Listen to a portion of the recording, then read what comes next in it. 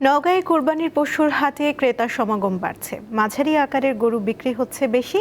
জেলার পরিস্থিতি তুলে ধরছেন আব্দুর রউফ। নওগাঁয় জমে উঠেছে কোরবানি পশুর হাট। প্রতিটি হাটই এখন ক্রেতা বিক্রেতাদের পদচারণায় মুখর হয়ে উঠেছে। বিশেষ করে এবার জেলার বিভিন্ন হাট ঘুরে দেখা গেছে যে 90 থেকে 1.5 লাখ টাকার মধ্যে যে গরুগুলো রয়েছে সেই সব গরুগুলো ক্রেতারা বেশি কিনছে। নওগাঁতে এবার 39,000 ছোট বড় খামারিরা 8 লাখ গবাদি পশু তারা মোটাতাজাকরণ করেছে আসন্ন কোরবানি ঈদকে সামনে রেখে। আর নওগাঁর যে স্থানীয় চাহিদা রয়েছে, চাহিদা পূরণের পরে প্রায় 4 লাখ গবাদি পশু দেশের বিভিন্ন স্থানে চালান করার আশা করছে জেলা প্রাণী সম্পদ দপ্তর। এছাড়া আমার সাথে কথা হয়েছে বিভিন্ন পর্যায়ের যে খামারে রয়েছে, তারা জানিয়েছে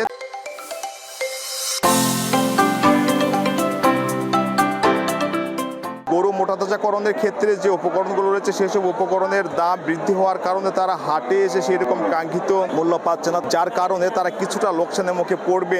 যে নওগাঁ জেলায় যে 2 শতাধিক ছোট বড় হাট রয়েছে, প্রতিটি হাটে শান্তিপূর্ণভাবে ক্রেতা বিক্রেতারা কোরবানি উপলক্ষে পশু ক্রয় বিক্রয় করতে পারবেন, সেই লক্ষ্যে ব্যাপক নিরাপত্তার ব্যবস্থা গ্রহণ করা হয়েছে, এমনটি জানানো হয়েছে জেলা পরিষদের পক্ষ থেকে। নওগাঁ থেকে পশুর হাট নিয়ে ছিল আমার কাছে সর্বশেষ তথ্য।